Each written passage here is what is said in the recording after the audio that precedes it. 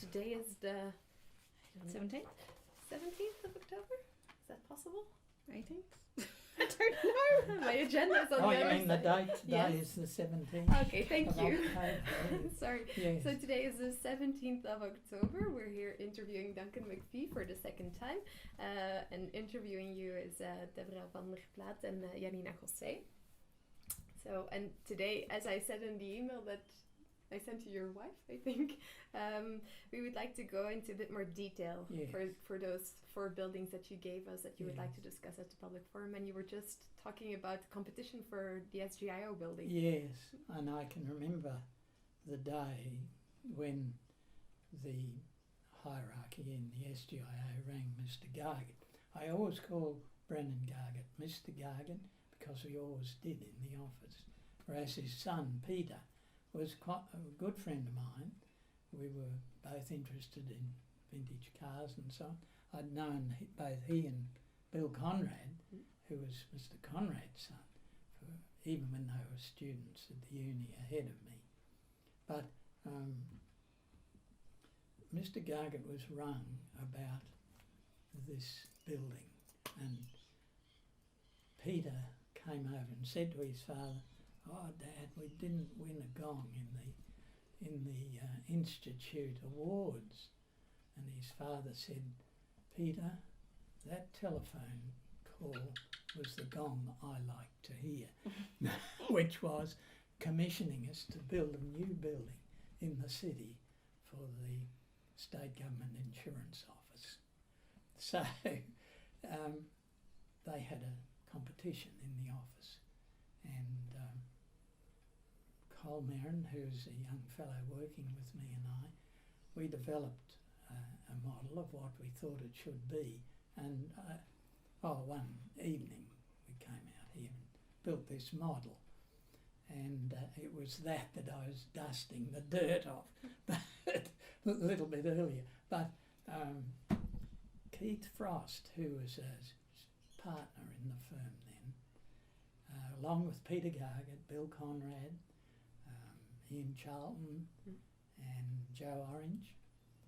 I don't think I was an associate by then, but I was very keen to become an associate because I'd been there, 11 or 10 years or so, and one day walking down the street with Mr. Gargan, he said to me, "Oh, well, how are you getting on?"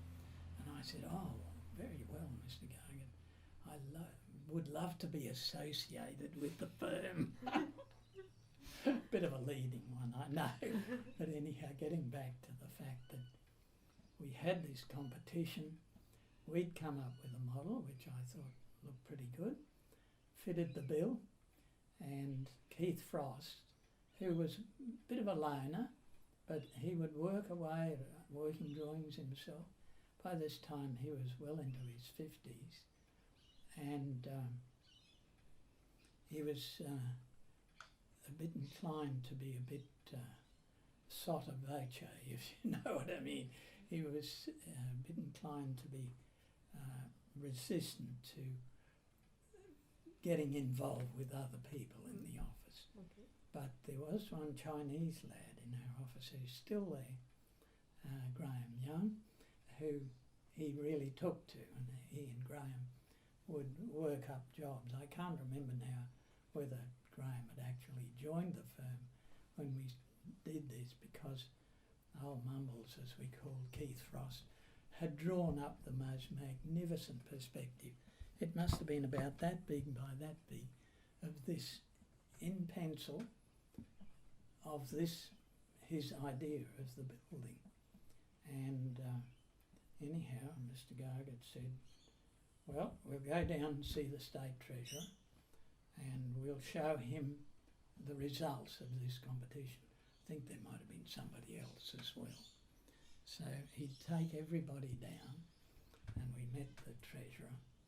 He was a very approachable man, and but I could see immediately he couldn't take his eyes off Keith's drawing, and nor could I, because it was superb. And of course that's the building that's there now. And do you remember anything of the design brief? Because there's a theatre in the building. Was that in the Yes. design brief that you No. received? No, it wasn't. And I was just looking at my model, as I said earlier, and thought, well, there was no theatre then. It must have come later, after we got the brief, because it was a really superb theatre. That was the reason I wanted to nominate this building. But another reason was we spent 22 years there as tenants, and it was always a very pleasant place to access, to get anywhere. It's all right. So, That's the geckos. is it inside? Yes, probably. That bit's on it. Yeah. Okay, sorry. So that came later on. The lecture theatre was later on asked by. I imagine so. I don't remember how it came to be, but it was a design that Keith had done, and I thought it worked superbly. It was an intimate theatre. It was like no other theatre we'd ever been in Brisbane. Somebody told me that there was another one similar, which I don't know what it was. In other words, it was clad with very finely pierced metal. The ceiling was like a series of scales in a sort of dome-like shape, so that you weren't, it wasn't distracting, but behind that any sort of acoustics could be arranged so that you could have orchestral music, you could have theatre, the human voice, so on, all totally different acoustics. So, and then just moving into the seating, they were tapered, so you didn't have to go tightly by how be in front of people's knees. It was an easy place to get into. It was wonderfully close to the stage, and I thought it was marvellous. Now, I didn't have any truck with Keith because he and I had a few serious words occasionally, although I had to defer to him. But I remember, I shouldn't tell you these stories, but I will. I was looking after Lowson House, which was then an old building at Royal Brisbane Hospital, and we had to carry out these renovations with the patients in place, and some of these patients were quite violent and some were suicidal, of course. And anyhow, this was ostensibly under Keith's control, but he left it all to me, really, and our team. And one day when it was nearly finished, he came in to see what was done and see these metal louvers. In the toilets we had metal louvers like that, and he just went smash with his fist in them, thinking they would fly out, and his fist collapsed with pain because he hadn't realised that I'd secured them here so that nobody could tear them out. But he was impetuous like that, again and again, and that irritated me, I guess. And so, because so getting back to the SGIO, what I wanted to ask is, it was one of the 4 buildings that you listed as being relevant to the firm, and why do you consider SGIO in particular to be of relevance to Conrad and Garget? Oh, well, the main tower, my proposal, shall we say, Colin and I, our proposal in the competition was for a simple shaft of a building, much the same height, but we used bronze movable louvers that were controlled by the sun to control the sun and circulate water through to help with the air conditioning. Now, whereas what Keith came up with, precast concrete, exposed aggregate, which looking back now was that was like a very popular move in Brisbane at that time. This is 1969, 1970, and we became tenants on the 21st floor in 72. And however, he had put them outside as sun control, and you had the impression inside that it was completely open, the windows full length, sills reasonably low, so you had a marvellous view both ways. And the sun control meant the sun never hit your drawing boards. You could see the office was completely open plan.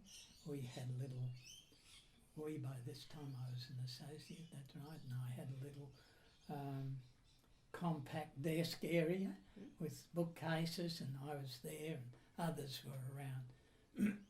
So control was very good. But what I really learned much later was that this feeling of well-being was related to a theory that had been developed by a prof of landscape architecture in Hull University in England called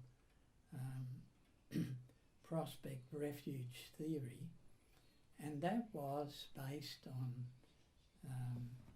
primitive man's pleasure in selecting their houses or their shelter, which usually meant they were on an elevated, preferably rocky and feeling protected, especially if it was a cave behind. They overlooked the plain and water where they could see their source of food, and they had a wide view. They had a secure background because they had a cave, or they built a secure background. They could see out. Now, we didn't know about this in 1970, but Beth Wilson, who I see you're getting involved, she would know this, and so would Janet Conrad, our landscape architect. In fact, it was Janet who introduced me to it. But from then on, I could see where, over the centuries, many architects had used this principle, and Frank Lloyd Wright maybe unknowingly used it too. Yeah, definitely. Where in some of his houses you enter in constricted door, the Hollyhock house in Hollywood, for instance, you enter this most vast space, which was merely a huge living room, lit from the sky by skylights. But this compression at the door made you prepared for anything. And this was related to this prospect refuge theory, the fact that you could come in, feel the shelter, and then get the view. So that was why I admired and grew to very much enjoy the SGIO building. And then in later years I was somewhat nonplussed by some of my buildings I was very proud of being adapted for other uses. They weren't demolished, although some were and I hadn't known, but this was a background thought of mine in years earlier, but I really hadn't taken root until I started to do this house in 1967. But much later, a building at Churchling Grammar School, as it was called then, now called Anglican Grammar School, I had done a building there for what was called the intermediate school. And because in those days we had one single client, by this time we were architects for the Anglican Church, a position which we had inherited from Robin Dodds about 1915, when Robin Dodds had earlier designed Church House and what was called the St John's School next door. I'd like to tell you about those later. but the this intermediate school at Churchy was the product of a relationship I'd had with the headmaster, Harry Roberts, who was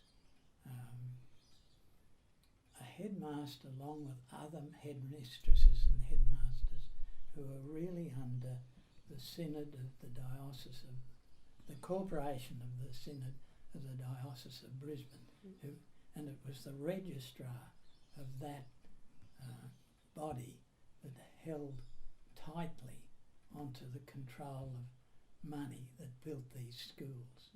And money was always fairly short in those days. They weren't getting Commonwealth grants until a bit later, when the Commonwealth did decide to give money for specific purposes like science blocks, libraries, and then eventually art schools. But this building that we'd done there, I was very happy with when it was finished, and that was the intermediate school, because it sort of seemed to come together, and it looked good. It was also an outflowing of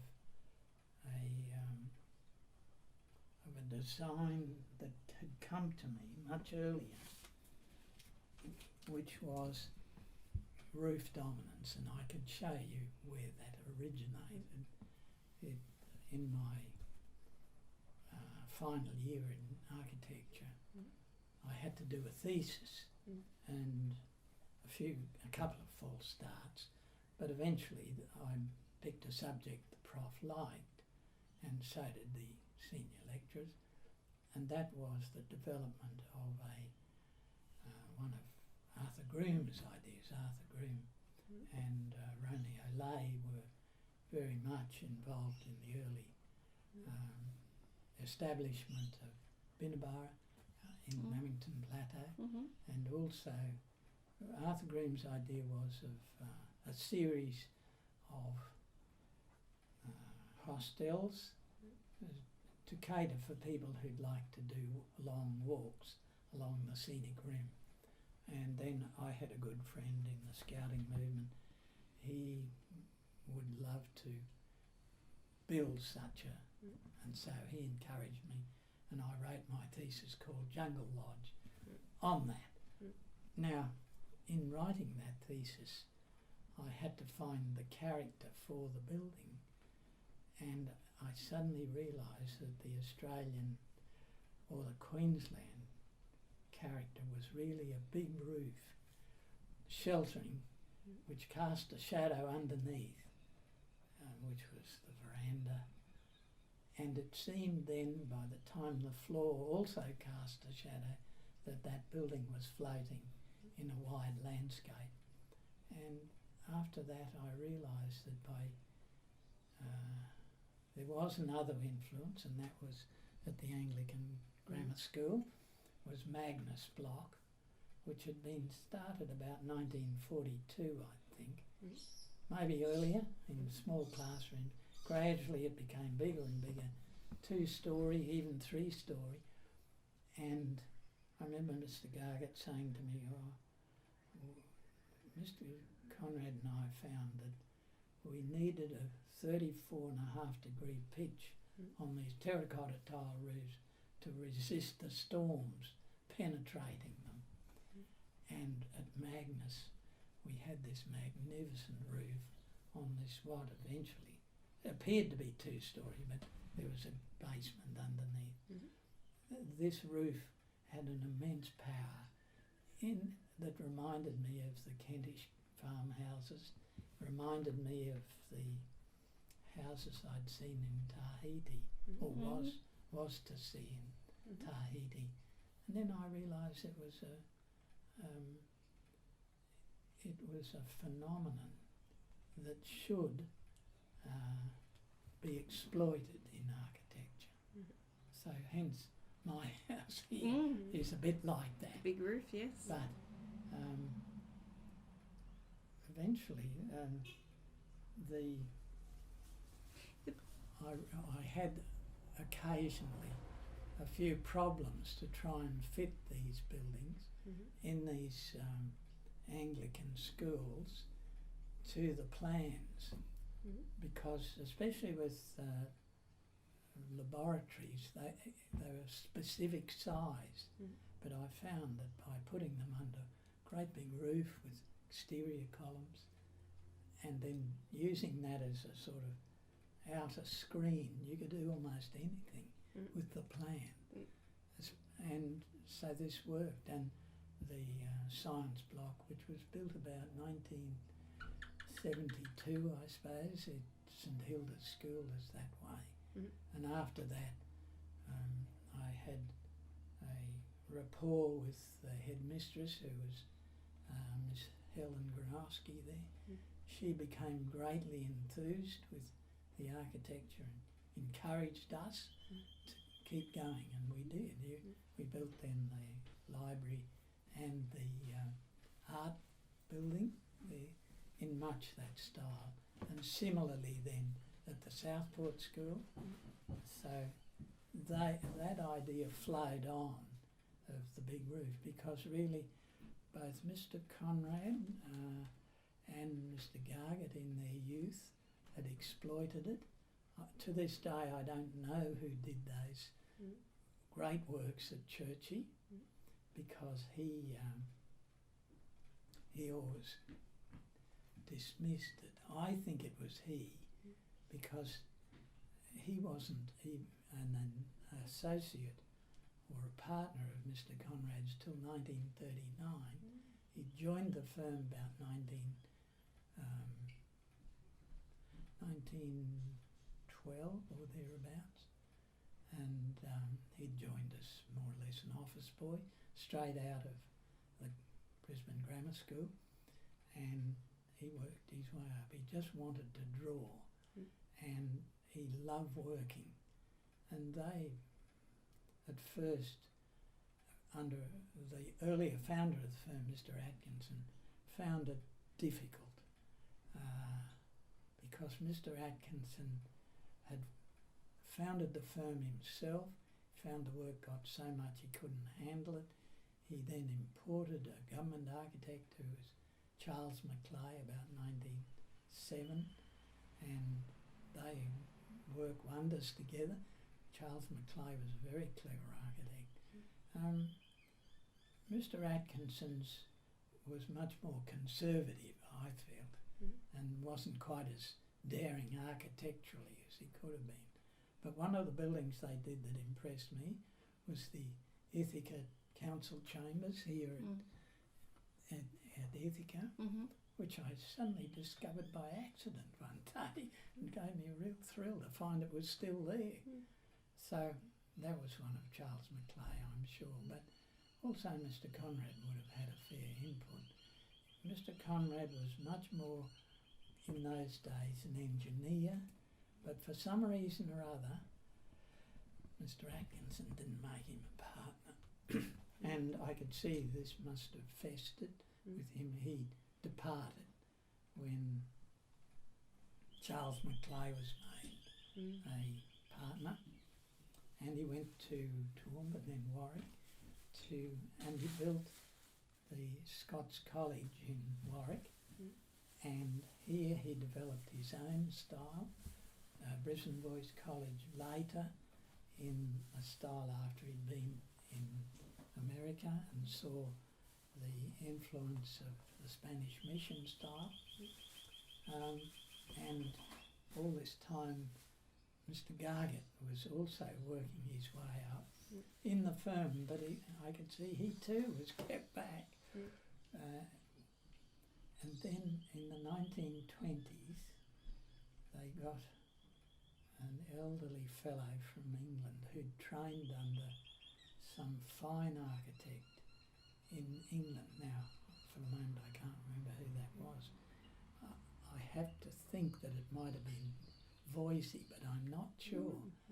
And he taught Mr Gargett the elements of the Gothic, and Mr. Gargan must have been very impressed. And this fellow, whose name was David Wales, built, design, was the architect for the chapel at the Church of England Grammar School. Now that is a beautiful building. And then they built another chapel at the Southport School. Not quite in the same street, in my opinion, but certainly a fine work of architecture at the Southport School. So, if I understand correctly, I think SGIO and both the Anglican Grammar School, the traits that you appreciate are basically how the building responds to the climate, because you say SGIO was the way the climate was controlled and that you didn't get light on your desk. In the Anglican Grammar School, it was a big roof structure that gave you. Is that basically something that you think is typical for the way Conrad and Garget designed, or is that what you appreciate in the architecture of Conrad and Garget? I think it was typical of the way they designed it. Also, they were very good and very sound in planning and in structure and materials. So I resisted going there, I have to say, because as an impudent young student, although not as bad as some, I used to think they were too conservative. But eventually I went too far out on a limb, and I had trouble on my own as an architect. And I thought, what I need to do is, I might have told you this, I need to know the business of architecture. And I went and saw Mr. Gargan, because my father was great friends of them both, Conrad and Gargan. And Mr. Gargan said, oh yes. I showed him the work that I'd been doing. He said, yes, that's the sort of thing we want. By this time, 1962, I'd been an architect for a year or two, or 2 years. He said, that's what we want. And he said, we've been trying to get somebody like you. And I thought, phew, So what type of work were you doing at that stage? What was the type of work you presented to? Well, I'd done a church under Bob Froud at Oxley.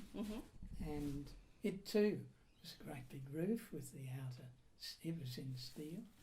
And Bob Froud let me go with that church.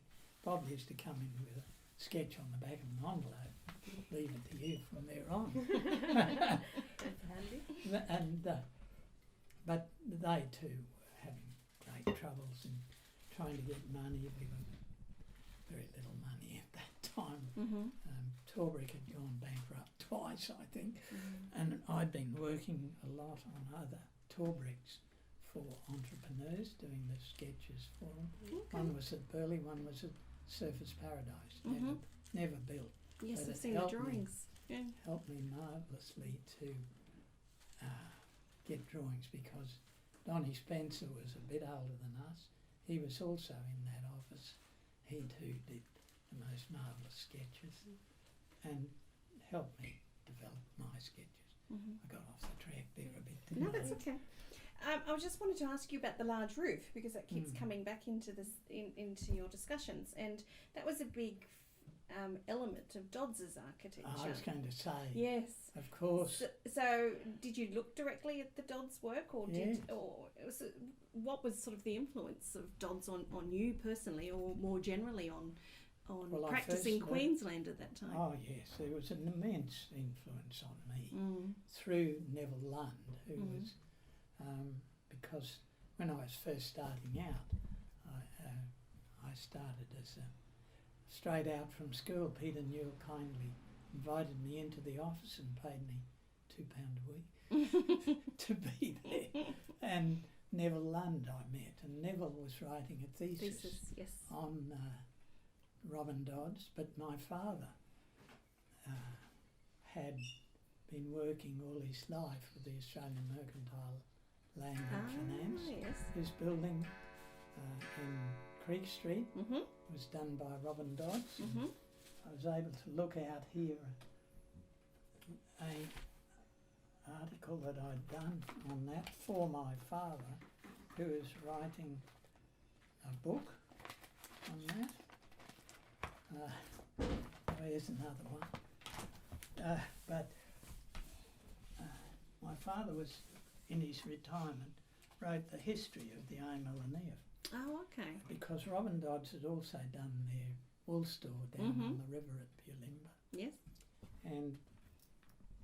But I used to go and visit my father, of course, in his Robin Dodds building, and I suppose I was fated to become an architect, but I didn't realise that, because I could imagine these things years afterwards. I could draw a plan of the building I'd been in, maybe only 2 or 3 times. I used to astonish my friends this way. We went to live in a house for a week in Tasmania, and years later it belonged to my friend's grandmother. Oh, I was impressed with this house, built about 1914, and I did a plan for him when years after it was burned down in 1960, bushfires in Tasmania, and he was astonished. I got slightly incorrect, but once I'd heard from his cousin that there were another 2 rooms, I just put them in like that and it fitted. There's another building, which is the Red House in Surrey, which was the inspiration for Lange Powell for St Martin's Hospital, and that was another job I got involved in, St Martin's, because they wanted to pull it down, the Anglican Church, because it was excess to requirements, but eventually they saw the light and made it to diocesan offices. And was it because you had done Anglican Grammar School and St Hilda's School? Were those before the women's college at UQ, or were those at the same time? When was women's college done? Women's college would have been started about 19, I'm guessing a bit, 58. And earlier than that. It was earlier, because I remember when I was in Hoodser Carlyle's office when I was only in 4th year, that's 1957, Dave Chandler was a consultant electrical engineer, would come in, he was joking about the intercom that Miss Piddington wanted in every girl's room at Women's College. Why? Well, we asked that. And Dave said, oh, I'd say that the girls can switch it on saying, Miss Piddington, I'm about to be raped. And so she could reply, just lie back and enjoy it. I'm sorry. So do they all have an intercom? Yeah, my wife. Was that right, Edith? You had an intercom in your room at Women's College? When we went to the new one. Yes. We didn't, sorry.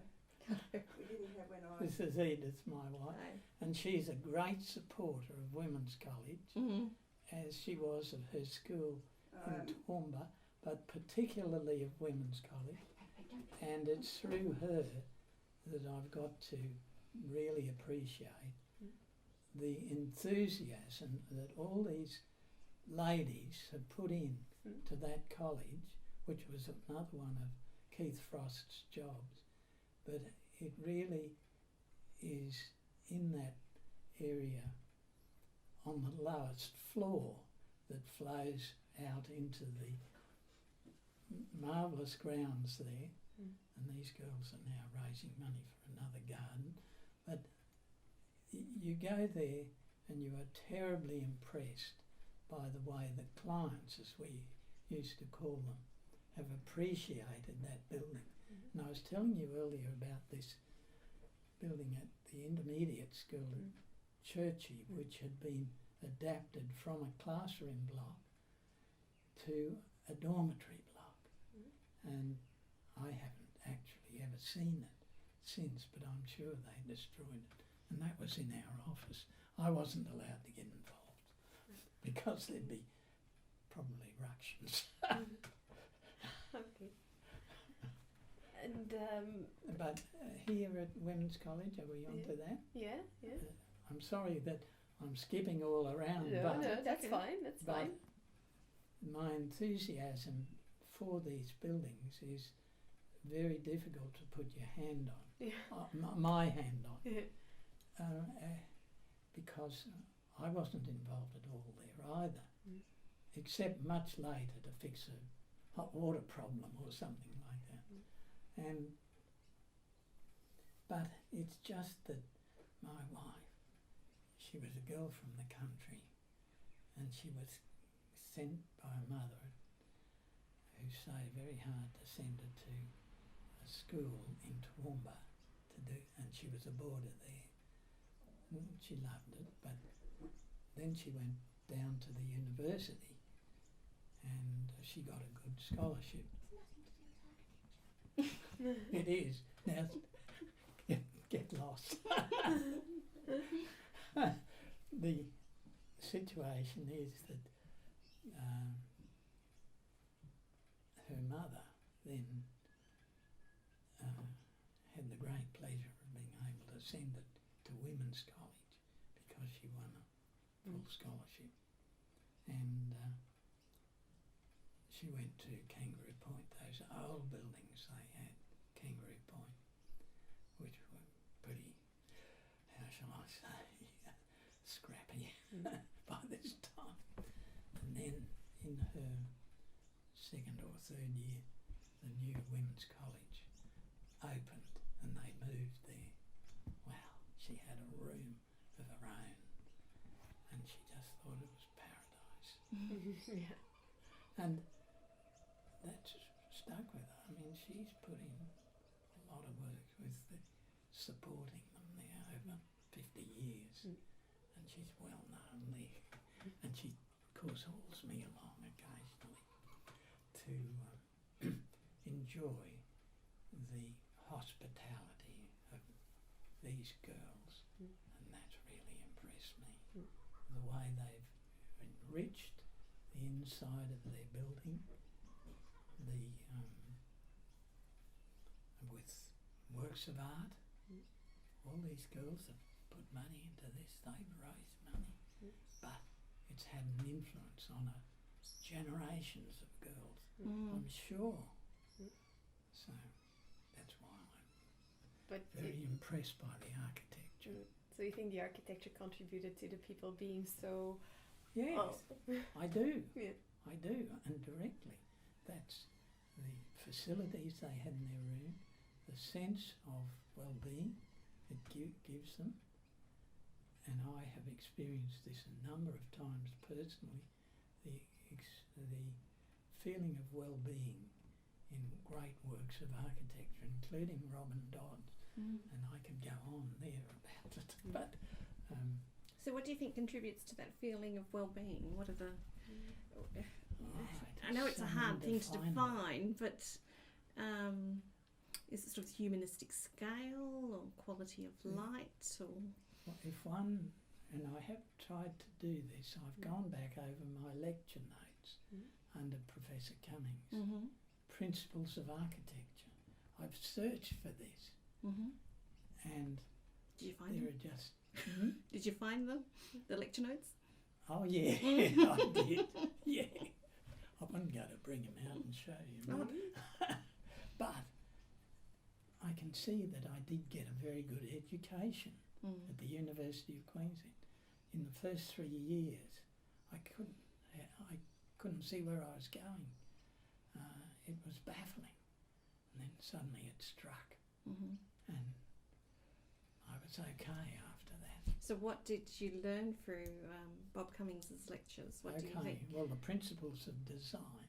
I mean, for a start, you go back to 2,000 years to Vitruvius, is 10 Pillars of Architecture, a book I've actually got. But the thing that stuck in my mind was the basis of architecture was commodity, firmness and delight. And the most important of those was delight. But how do you define delight? It's different for every person, but there's something there, and it's something that all my associates in architecture, I always respect them, no matter how variant they are from me, because I haven't met too many rogues in architecture. I haven't. They seem to be, they've all got some serious problems maybe, but I respect what they've done. In other words, they're heroes in a way, and they're heroes with other things in the design, the materials, the law of building, get us escape without being crucified in court. There's the wonderful feeling one gets for materials, and even trees now that I've used, I grow in another house I've got at Point Lookout, because they remind me. I mean, this timber here is rose mahogany, despised in 1967. I could buy it for the same price as pine, but this timber is most marvellous. And so I'm growing a rose mahogany tree at Point Lookout. It's slow, but it's coming up. Similarly, red cedar was a beautiful rich timber that's been exploited to death in this country. But now there's realisation we can grow it again in remote places. I say that because that's material, and even concrete. Recently I've helped my son build a cantilevered concrete floor, and that's given me the greatest joy, just because I was an architect, because I knew what to do, I knew the beauty of a solid foundation. So it's all those things. Now, the view, for instance, here, I can look out and I see, because I've been a bushwalker all my life, I just love those mountains. When I was a boy, I used to spend Sunday nights with my grandmother. She had an architect who I worked for, designed a house that looked towards that mountain. And in the evenings, I would have this enjoyable evening meal with my grandmother as the sun changed the light on those mountains. It influenced me enormously, gave me great pleasure. And so that was related to that building, Goods Carlisle building was. And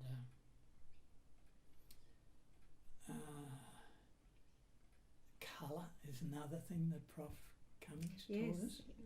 Colour in architecture, and the recession of some colours, the advancement of others, and what those colours mean. Gosh, I could go on and on, but I will if you let me. The chemistry is another thing we learnt in the chemistry of water purification, sewage purification. We learnt the interaction of ourselves with nature, and I suddenly realised there were principles working in nature that were working in me in designing buildings. And then later I found that Frank Lloyd Wright called it organic architecture. But in your course, were you reading people like Frank Lloyd Wright? And yes. At first I couldn't read him. First 3 years it was a gobbledygook. And then suddenly I picked up a book and it was a revelation. I don't know why. I related at the last interview how I won a prize in 4th year. Once again, it was a big roof, I realise now. A simple work of architecture, but won me a prize. And that was against pretty stiff opposition from the Prof's son, Malcolm, and David Strawn, who was a brilliant student, and we'd gone through school together. But I was not a good student, not like these fellows. So it was... So Professor Cummings was sort of delivering lectures, was he, Yes. on sort of the principles and history of architecture? Yes, he was. And then setting readings from... No. Was there a library at that stage? Yes. And was it well equipped? Yes. And Yes, it was. He pushed that library, and then we had a librarian once we moved to the tower at the university at St Lucia. St Lucia. To my horror, Prof Cummings just ripped out all the Muller sculptures in the tower and put windows in, because I thought those sculptures were marvellous in the Campanile there, because I'd been very close to Leo Drynan, who'd designed it. He was our neighbour. But anyhow, I get off the track again. But you were asking me what is architecture, and I've only started on telling you because I wanted to become a Renaissance man. I then used to take lectures at night in things like fitting and turning, panel beading, spray painting. So the whole making of things was very important to you. Yeah. And I found a chord with other architects, including one of my lecturers, who was Stan Marquis Kyle, Peter Garger, John Voller, who I see you're going to have too. And of course I knew Blair Wilson fairly well too. His father was an architect and designed the church where we used to go to church. And Blair, I thought, had a wonderful talent for watercolours. And Beth, his wife, thought she was immensely talented. But that's an aside. These people were encouraging. I was in the Student Architects Union, and we used to have occasional art weekends away. We went down to Point Lookout and camped there, or in one of the boarding houses there. We'd go out then and do work under Melville Haysom. He was an art teacher of mine, as well as other art teachers like Margaret McNeil and Miss Leahy, and Mr Graham at the QUT. My mother was pushing this all the time, but I grew to enjoy this idea of being a Renaissance man. I enjoyed being able to do as much as I possibly could myself, including building, because I'd started when I was about 12 years old, built a room under the house at St Lucia there, and eventually Mum made me live in. But I just enjoyed those things, and they also saved me money. And consequently, even this house, I got a builder to do the framework, and it was just this part, and then I finished it off. The making. And similarly, that one there, I took, my father helped me in the weekends to do, and so, and that eventually led to me to build another house at Stradbroke. But it was all a pleasure, this. You say that helped you save money, but do you think that making is also important to what ultimately becomes sort of the architectural qualities of the building? Oh yes, you make decisions as you go along. And I find my son is even worse than I am in this. He won't let me do any plans, even though I started off doing many for him and built a house for him too with his father-in-law, which he doesn't live in now. He's sold too well. But now I still help him in weekends building, and so. But that's an aside, because yes, I do find this gives me pleasure. I do find it helps me to keep alert architecturally, but there were other subjects we did at uni too, which came back to me in greater force. After I retired, one was geology. Oh, yes. Because I've got a walking group every week. I become much closer to nature, find that nature and architecture are closer and closer, and that geology, I've been able to vastly expand my knowledge because that's a science that moved enormously in 50 years. So I had friends.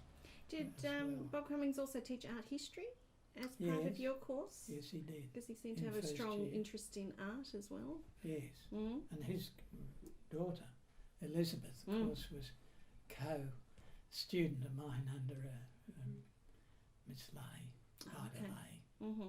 And she went on to great things, the daughter, and she's a well-known artist in Australia.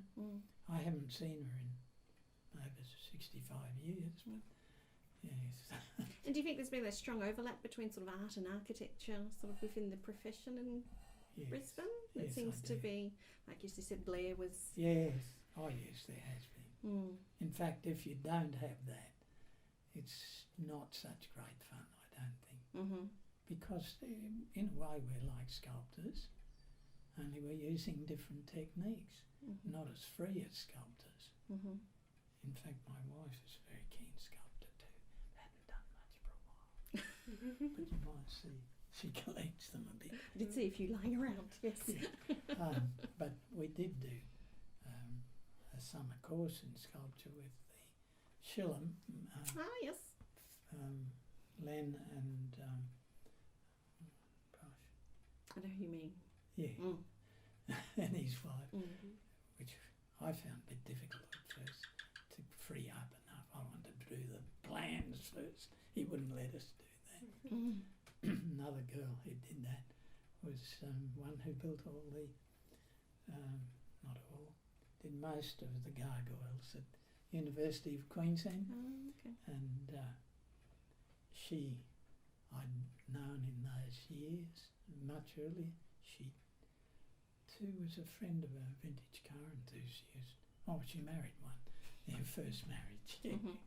And what about Carl Langer? Did you study under Carl as well? Yes, indeed.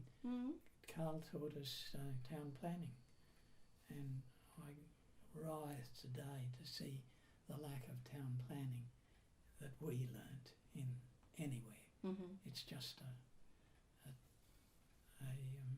matter of law these days.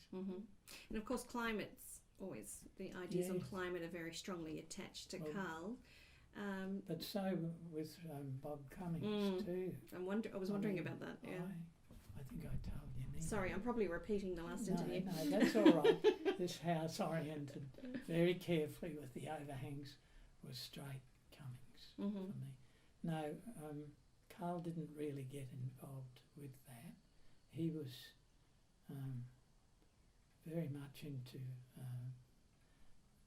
the planning of cities, because that was his nighttime lecture one night a week when the QUT people joined us in 4th year. But Carl was, I mentioned last time how they were great friends, he and Gertie Langer, of my mother and father. Oh, okay. And indeed, I never appreciated his house until I picked up a plan of it from a real estate. It was for sale. I went and had a look, and I was stunned how good it was. A little house. And going back to the production of Conrad and Garget, what struck me, because from what I hear, Conrad and Garget is very well known for the hospitals that they built. Yes. It struck me that you didn't list any of those buildings. Is there a reason why, or just... Oh, well, there were so many buildings. I think I mentioned previously how I couldn't pick out any buildings because they were like children to me. These are the ones I'd been involved, and I couldn't give you favour my eldest against my youngest. But indeed, I could tell you two hospitals I enjoyed immensely that were Conrad and Garget, of course. we did, and one was Monto Hospital, a 20-bed hospital reduced from 48 that we had to do in Monto, and the other one was Boona Hospital. And I was really doing that under Ted Wibley and Keith Frost, but the reality was they let me do it. Our group do it, and we really got marvellously involved there at Boona, because it's on a marvellous site up on the hill, great views.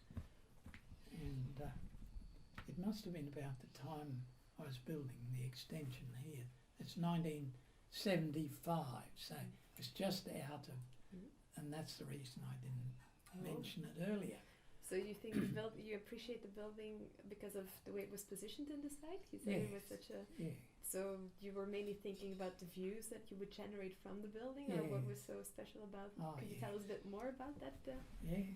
Well, it was the Fassifan Valley, of which Boona is the centre, is the most marvellously scenic area, surrounded by mountains, and it's an area that I absolutely enjoy to this very day. In fact, I was down there recently with my veteran car, would you believe? My 1911 car was competing in a international rally over 8 days, just centred at Ipswich, but I drove it down to Boona and we had the most marvellous fun. But that's another interest, something we could build with our hands. It was architecture in a different direction. Once again, Peter Gargett loved it too. That's John Pollard does. He's not as keen as me though. But the hospital there, we developed a few ideas from, once again, a big roof. This time it was a low roof, but it was big wide eaves to shelter it, give you that shelter of the refuge of the hospital. Easy access in, easy wayfinding in the hospital if you knew. Easy to find people there. Wonderful staff. As I always find these people who run these places are the most wonderful people when you help them, that they feel you're helping them design these things. And earlier you were talking about materiality, the materials that you used. Yes. Were you in a way conscious of using mostly local materials to build the buildings that you built? Was that something that Conrad and Gargett was conscious of doing, or? That's fairly difficult in that and these two hospitals, for instance, in later years, when brickwork was fading, there weren't as many brickworks, and consequently concrete block was cheaper, but Boona Hospital was therefore clad in brick, but underneath it's concrete block supporting huge suspended concrete floor, and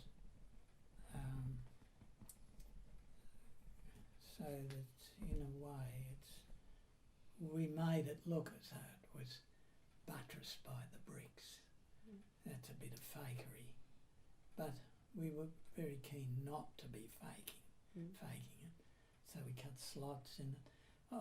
I'd have to show you these places to actually, even in photographs, they don't capture why it was so. In the roof, we put all the air conditioning, there are many services in hospitals, some underneath where they easily service, but some in the roof where they're most economical and not necessarily need servicing. But we wanted this roof to look light, not heavy, so we developed this idea of a glazed gable roof, and we were going to make a sculpture out of this machinery behind the dark glass, just to create interest. We also had a bit of interest. It was part of the roof was a south light that erupted out of this huge low pitch roof, and we wanted to form a decorative sheet metal in that. This is my classes in sheet metal work, I must say. And so we but in the end Keith Frost decided that he wanted to do the supervision of the hospital, and he cut me out. He didn't want me involved. Well, that was, I mean, we had to accept that. He was much senior to me. It was just before he died, actually, and for his own reasons, he wanted to supervise. Well, he didn't alter it much, but a couple of things he did cut out, which I thought were unnecessary. We had all this documented, this arrangement of the machinery inside the roof, its painting, and also the working of the sheet metal. He said, forget it. So the builder didn't have to do it. Okay. But I mean, that's only me. But I know that the floors in it were a rich, deep red mosaic in the wet areas, and I know it must have been about the same time as this because I got them here as well, in the wet areas there. And at the same time we were also doing the psychiatric unit at PA Hospital, but because that was out of the 75 time frame, I didn't mention it. But that too was product of a development that Bill Conrad thought was a good idea, to try to develop a kit of tools could be used in hospitals. The hospital we were doing at the time was Ipswich Hospital, which is a multi-storey block, and Keith Frost, whose design Ipswich was, had used a new technique there. He'd pre-made the hoods externally for sunshade out of steel frame, which were sheeted in asbestos cement. I think that was right. I don't think it was fibre cement. Might have been. It was about that changeover period. And this must have happened after Keith died. That would be so. Years went by and suddenly the tiles that he'd clad this with started to slip off and falling 7 or 8 stories. It was disastrous, of course. So there was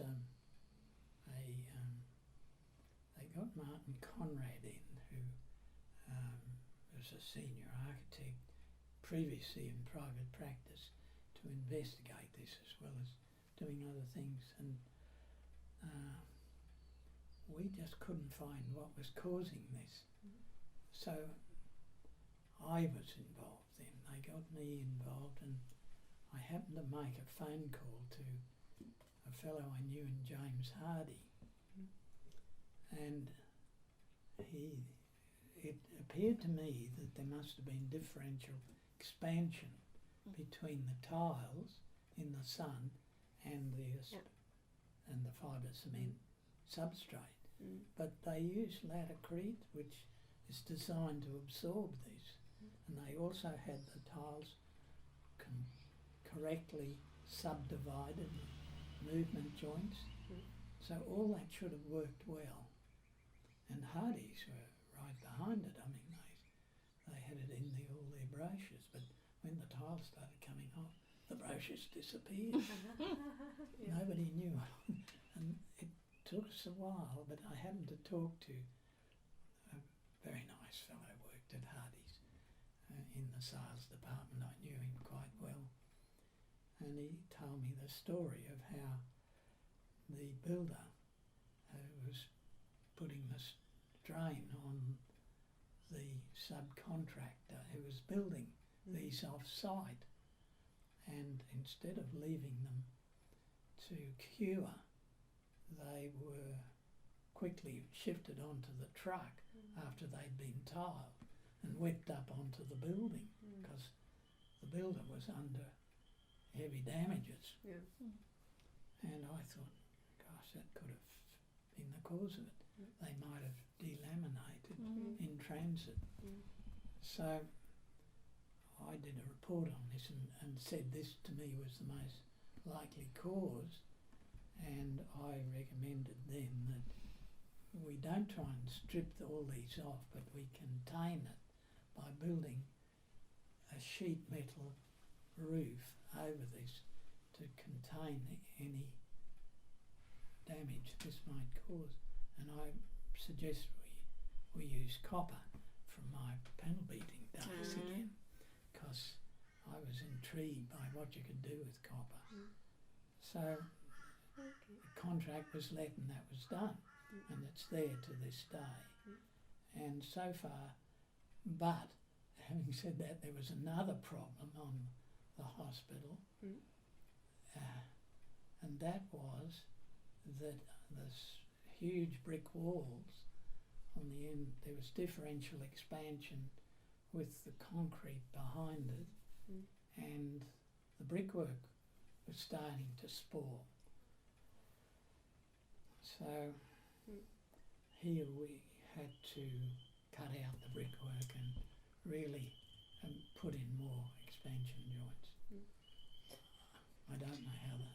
So it seems to be these ideas of materials and actually some of the problems that some of these buildings confront is what you actually find quite fascinating about some of these projects. Yes, I found that resolving these problems. The pathology of buildings was a great interest of mine, and here I am talking about myself again, but in reality, Conrad and Gaga, it was good to have that, because later I could look at a drawing and I could tell where they might have a bit of problem with these long lengths of metal, for instance, without a joint, something like that, because I'd had this previous experience with other buildings, which, I mean, there was a time when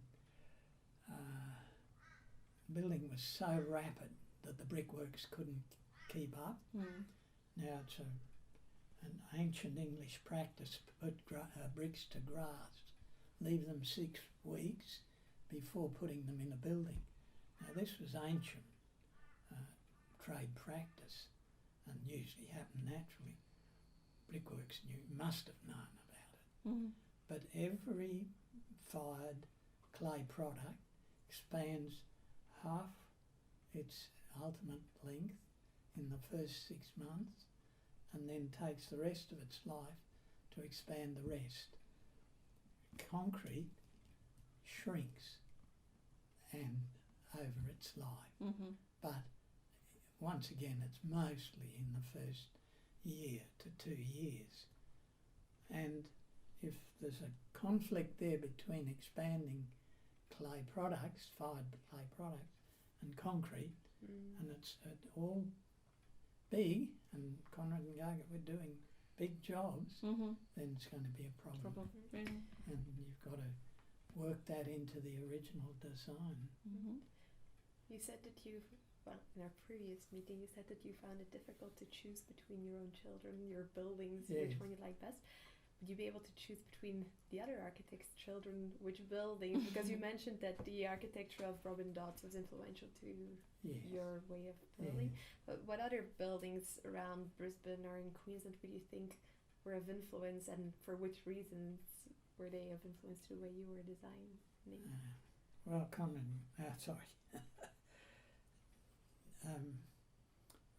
Addison's was an early Queensland architect. he too built with great roofs, and I believe that in Queensland, Bob Cummings had told us how the level of ultraviolet light was the greatest in the world in this area, southeast Queensland. So what was the best way to protect against the greatest destructive force of materials?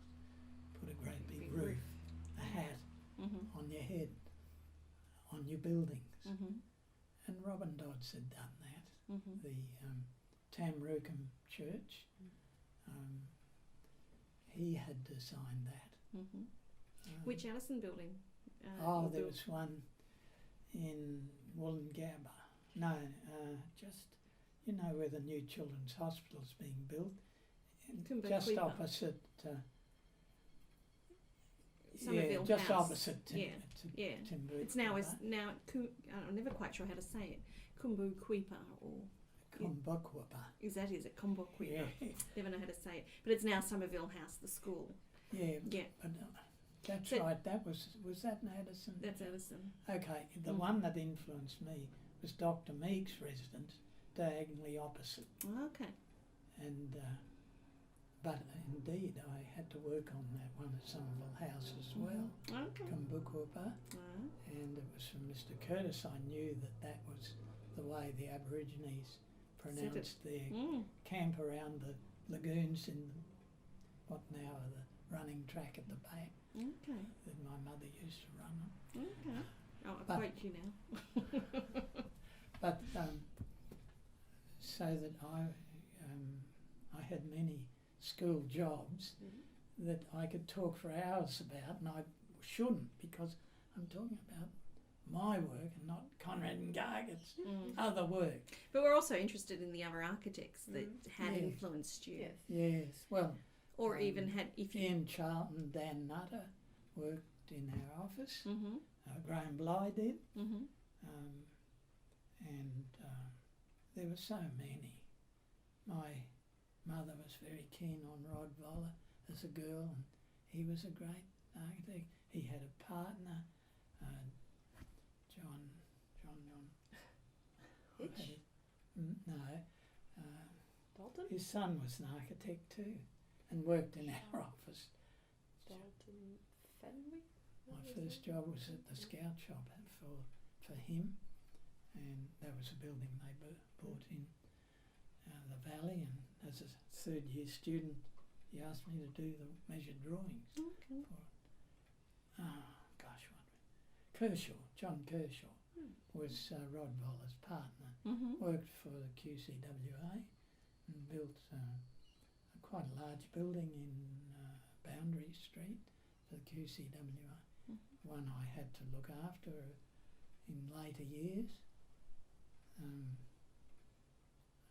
So, I mean, all those other architects I mentioned earlier, I've got great respect for. John Hitch, for instance, he was a very terse lecturer in our first 3 years. But I respect him as an architect, and his wife Lily I got to know quite well too. John Dalton, he influenced me to use white tiles on the roof here, much to my dismay. In later years, I got a 50-year guarantee on them, but I think I mentioned that last time. I mentioned Blair Wilson and his father. And what did you make of Hayes and Scott and what they were doing? Hayes and Scott, yes. I would have loved to have been invited to go to Hayes and Scott, but no, my work just wasn't up to scratch until one day. I think I told you this, did I? I don't remember. Okay, one day, my mother, who was an artist, showed me. I said, Mum, I just can't get my drawings to project on the studio wall. This was at St Lucia, so it must have been third year, in which Cam Scott was our lecturer. And she said, well, look, why don't you just draw with this little pen of mine, with this brush of mine, and then said, oh, all right. So I drew and just mapped in the shadows on the ground. The thing just leapt out of the Watman's medium paper, and so I then used her artist colour, not my student colour, and she always limited me to a very small palette. And I put this on as a wash, and I put it up on the wall. I saw Cam Scott come in, and he used to sniff and pick his nose a bit, look through his glasses like that. He saw my job. It drew him like that across the room, and I thought, I'm right now. But he never offered me a job. No, I then, instead of going to them, and I got into terrible trouble from Bill Goodson by stupidly going in and saying I wanted to give notice one day. It was the worst thing I could have ever done. If you flew into a rage because he felt that I'd just not appreciated what they'd done for me. I'd been there 2 years. I loved the place. He told me to get out now. And the boys used to say, pack your bloody out, get out. They developed the theme of it. But Hayes and Scott were mainly doing the flat roofs, but you could appreciate, because last time you mentioned a bit, you said that it took you some time to really appreciate the more modern architecture. Yes, because Bob Froud had done this house at Case Rocks just in Toowong there. Unfortunately, it's been demolished. And that harks me back to Robin Dodds too. But the house just gripped me. It was what I wanted to do. It was this beautiful flowing terracotta roof for the O'Reilly family. And but that reminds me that in opposite the Church of England Grammar School there is a Robin Dodds house called Lumiere. It was marvellous, I thought. And once again it was one of these great flowing roofs, and I think that I wanted to show you the very big influence Robin Dodds had on me when this book came out, and that was his house down in New Farm. Now, don't you reckon that's a powerful architectural statement? Definitely. I was just reading the book on the Lays, the timber millers of Canungra recently, and they describe, and old David Lay wrote how this architect who was wet behind the ears and he mentioned the name of the job, and I thought, God, I know that job. It had specified that he wanted a piece of timber 36 feet long by 16 inches by 9 inches. And David just wiped in the middle like that. He said, rot. It was for a church in Charlotte Street.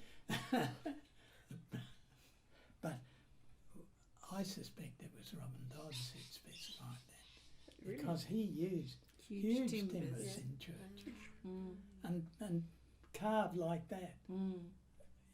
In his houses too. He's got those wonderful sort of balconies and enormous exaggerated timbers. Yes. And indeed, I got on to how Neville Lund introduced me, and Neville showed me how he always used the heart shape to sign his buildings, Robin Dodds. And which is very Voisey. Yes. The heart shape's very Voisey. Isn't it? Well, I didn't know that it was Voisey that used the heart shape, but it was, Voisey was one of the architects who was deeply influenced by the Art Nouveau, and well, anyhow. He had the big roofs too, didn't he? Yes. Yeah. But I've mentioned Robin Dodds Dodds, but I haven't told you nearly enough about him because I reckon that Bob Riddell. Riddell will get on to that. And well, Rob Riddell will cover the history, but it's more, I suppose, what we're interested in is the influence, how sort of understandings of Dodds Robin Dodds' influenced later practice in Brisbane and Queensland. Yeah. So, well, particularly with me, it's the power of the roof. yes. Yeah. What more can I say? The other thing that is notable is the way that under this shadow erupts sculptural forms. Now,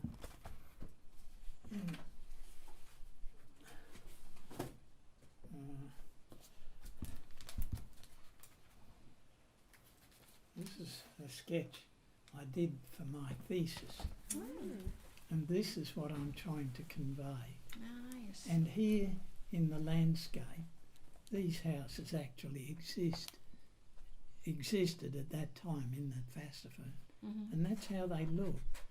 The light of the roofs and the dark shadow underneath. And then this is a piggery, I think, or that is. They were connected by timber that appeared and disappeared in the landscape. It was just like sculpture. So for your thesis, you went and studied a number of buildings and roof types? Like you've done a series of drawings. They're actual buildings, aren't they? Yes. Yes. But this was that. It was only striking me then as I was doing this that was what it was about. And later I did these two watercolours of it. That Okay. was the actual. And you mentioned the Froud House that you said was really grabbed you as well because of the sculptural. And it was roof. much later. Well, not much later. And what was the name of the Froud House again? The O'Reilly residence Okay. in Case Rocks. It's not there now.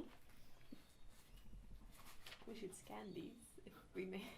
Oh yeah, that's all right. And that's the design you did then. Yes, this is this. What would you call it? A hostel in Running Creek. With the roof form. Nice, yeah. And this was using that vernacular, I think I called it at that time. What was the title of the thesis? Oh, Jungle Lodge. Lodge, that's right. Yes, you mentioned that it before. should be still in the library at the uni. But And that was that was sort of connected to Binnaburra, was it? only that Binnaburra was one Of in the a studies. series proposed by. Because Bob the- Cummings had something to do with Yes, Binnaburra, didn't yes, he was keen on Binnaburra and gave them advice. he? Okay. That was Romeo Lay That's right. and I said his name. The manager of Binnaburra at that time, and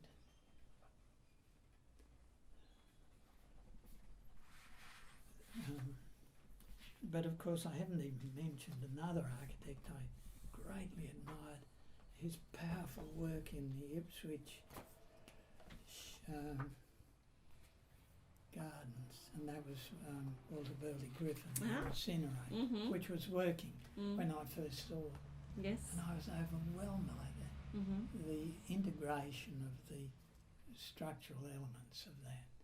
And once again, there was an imposing roof in terracotta tiles. My parents had terracotta. My grandmother, who was a great builder, also had terracotta on two houses she built side by side, but years apart. So I probably would have put terracotta on this house, except John Dalton influenced me, and I could see that it would integrate that feeling of an outer interesting cage over a sculpture underneath in the darkness. Now, so Walter Burley Griffin and Robin Dodds are undoubtedly great architects. And I think that Robin Dodds was obviously appreciated by his clients more than poor Walter Burley Griffin and Marion Marnie had to put up with the most intolerable climate in Australia. Just recently I've been reading about them again. I did in fact get some books on Interlibrary Lane about them. I was deeply impressed, mainly because years ago I had been to one of his houses at Castle Crag, helped a lady there, an elderly lady who was a tenant in one. Now they're in the Historic Houses Trust in New South Wales. Helped to fix up a door he'd made, and I was just stunned by this simplicity of this house, the tiniest house, but it oozed delight, and it oozed power in two of Vitruvius's elements of architecture.